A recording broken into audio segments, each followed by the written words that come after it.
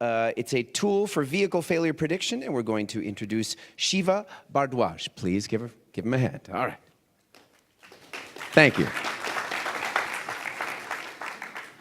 Hello, everybody. My name is Shiva Bhardwaj, CEO and founder of Pitstop, and what we do is predict vehicle failures before they happen. About 100 years ago, the first vehicle rolled off the assembly line and the Industrial Revolution was born. Today, we're on the forefront of the next biggest revolution, the autonomous and connected vehicle, the mobility revolution. But what we often miss in this beautiful vision of the future is the simple fact that last year there was a record-breaking number of vehicles that broke down on the side of the road. And this number has actually been increasing year over year by about 10 to 15%. And the reason is because automotive service is reactive. We fix vehicles after they break down. It leads to 75% of drivers on the road not trusting their mechanic, which in turn means a majority of cars on the road are poorly maintained, which leads to 1.2 billion tons of extra CO2 being emitted into the atmosphere. And most importantly, $22 billion is spent every single year on recalls from the car manufacturers, all because automotive service is reactive. I know this problem really well as I grew up in my father's dealerships here in the GTA. And the one stat that always shocks me is the fact that when I started working there at a young age, there's about 100,000 lines of code in the average vehicle on the road. Today, we see over 100 million lines of code in the average vehicle on the road. To put that in perspective, Facebook's code base is about 64 million lines of code. And so it's obvious that we cannot use reactive maintenance methods in order to fix cars. We need to use predictive maintenance methods, and that's what we've built with Pitstop. So we have a platform, a prognostics platform that aggregates data from the connected car, from car manufacturers directly, from dealerships and service shops. We have applied our proprietary machine learning algorithms, which have been validated by tier 1 suppliers and car companies with over 90% accuracy, and we can predict and tell you exactly what components are going to fail on your car prior to it actually happening. It's as simple as pushing a button and having your vehicle maintained. An appointment is scheduled, parts are delivered, that information is sent directly to the car manufacturers who build those components. And what's really amazing about what we built is that our technology is flexible to work with any of these automotive suppliers. So we have an API that plugs in directly to mobile application interfaces, to dashboards. We can send reports to these car companies. We have a number of customers across the spectrum of the automotive ecosystem. Our business model is quite simple. We charge a yearly license fee based on the volume of vehicles that you get connected on our system that we're doing predictive analytics for. It's about $5 a month per vehicle plus any integration or software development fees. We currently have thousands of vehicles that we power through our platform, and this is a $14 billion market opportunity. Just from the contracts that we've signed recently and LOIs that we have, over the next 12 months, our platform will power over 300,000 vehicles, generating over $10 million in revenue. And this is with major car companies in the US market.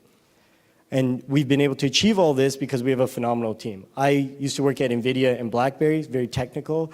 We have Joseph Lacrosse, who's based out of Detroit, Michigan. He was an executive at General Motors and Hertz Rental Cars, so very experienced in the automotive ecosystem.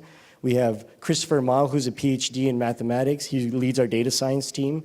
And we have Gregory Garrett, who's one of our advisors. He was the chief innovation officer at Volkswagen, and he's been one of the core reasons we've been able to get these big contracts and partnerships out of the Detroit car companies. We were an inaugural part of the Techstars mobility program out of Detroit, so we have deep roots in the North American automotive market. And that's how we've been able to scale and grow. Over the next year, our platform will power over 500,000 vehicles, and we'll be launched with 3 of the largest car companies in the US and the North American market, and that's going to help us get to that $10 million in revenue. We're currently raising around $4 million. We had a term sheet released just last week, and so we're looking to work with you guys to further our round and get to the future of defining the automotive mobility market into the future. My name is Shiva. Thank you guys for your time. Okay. Thank you, Shiva.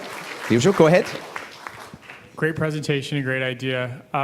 The way you're gathering data right now, I'd love to hear more about how the long-term strategy is, because right now you're taking in data off of the ODB2 port, but talking to the car companies through one of our other portfolio companies, all of them are kind of realizing that data is power and that they're giving away their data through a little port. They're mandated to do so because of regulations. That's going to change with more electric vehicles, but because you don't need to have an ODB2 port anymore.